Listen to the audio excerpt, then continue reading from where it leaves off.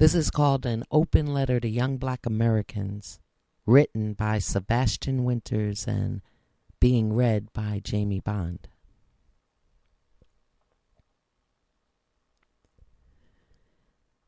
Since the day that a white man first took a black man and put him on a ship, black people have been subject to every sort of crime and injustice. On the day that you were born, your heritage had already been robbed from you.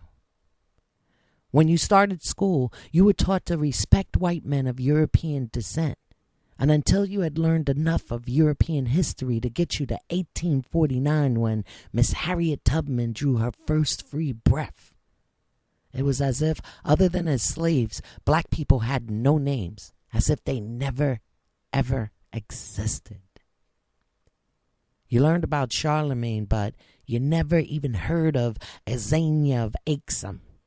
You heard of Alexander and yet never of Vaskia the Great. Have you ever heard of Basilides? You've heard of Aesop and his many fables, but did anyone happen to mention to you that Aesop was African? Did they remember to tell you that he was a slave? What did you learn about Akhenaten and Ya'asantiwa? Did they mention to you that Mesopotamia is the cradle of human life and that you will find it in Africa? Your heritage was robbed from you and your education skewed. When you learned of the emancipation, did you learn that Lincoln was a hero? Never mind that he turned a slave out with no more than the clothes on his back. No money, no house, no job, no skills, no property, no education. He set the Negro loose and yet still not free. And not for the benefit of the slaves themselves, but to punish the rebel slave owners who thereafter wreaked havoc on the former slaves with low wages and deplorable working conditions. Whereas before emancipation, the white man said, "Work for me, or I will beat you to death." After the signing of that famed document, the same white man said, "Work for me, or I will starve you to death." And yet Abraham Lincoln is handed to you as a hero. Is it enough that he turned you loose? Should he not have also enacted legislation that would have resulted in making the black man free? And so here we are today, with some grand exceptions, such as presidents and governors, congressmen, mayors, and entertainers, and a slowly growing middle class. Too many African American citizens are still bound by the injustices in the legal system. Injustices in practice despite equality in law. Too many are still stuck in a cycle of poverty.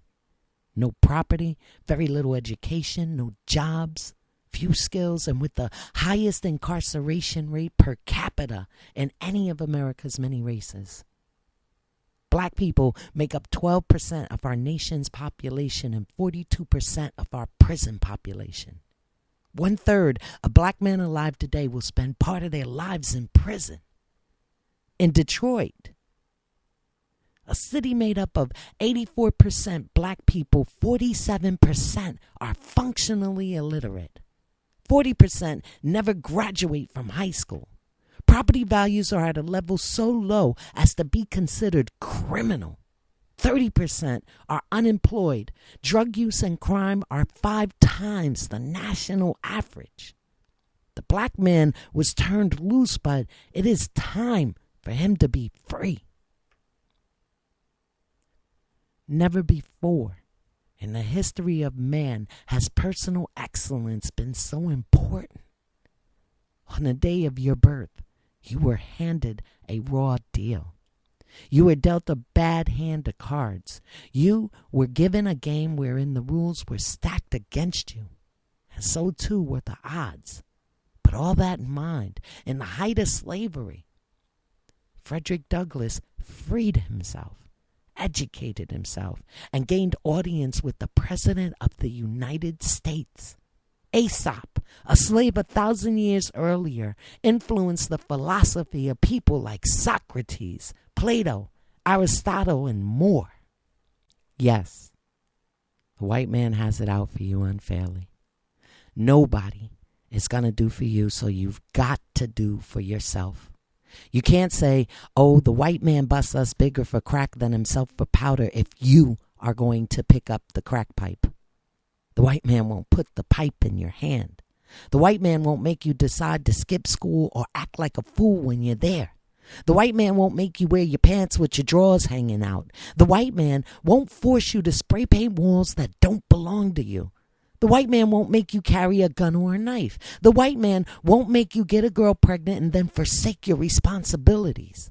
The white man won't make you go on welfare instead of going out and getting a job or start a company of your own.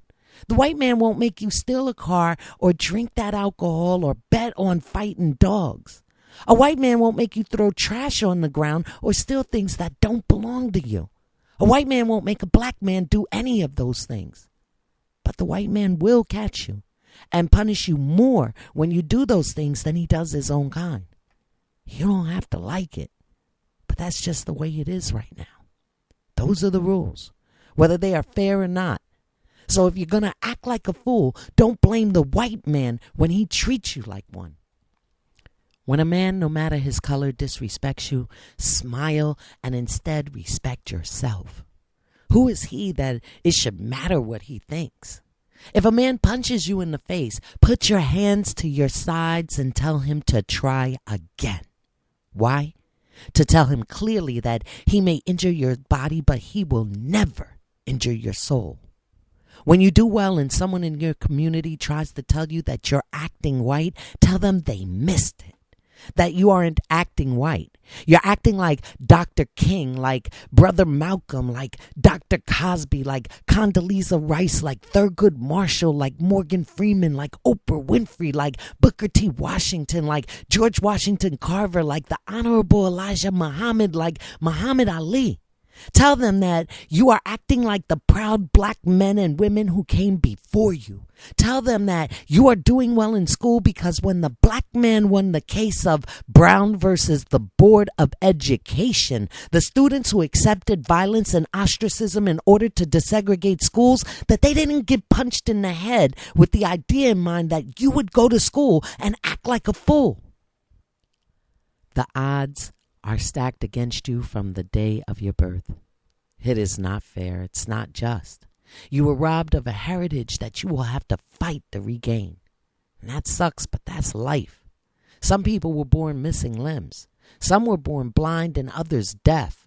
Some were born stupid and some were born poor. You were born black. It's up to you and only you to decide whether this is an advantage or a disadvantage. The strongest iron is forged in the hottest fire.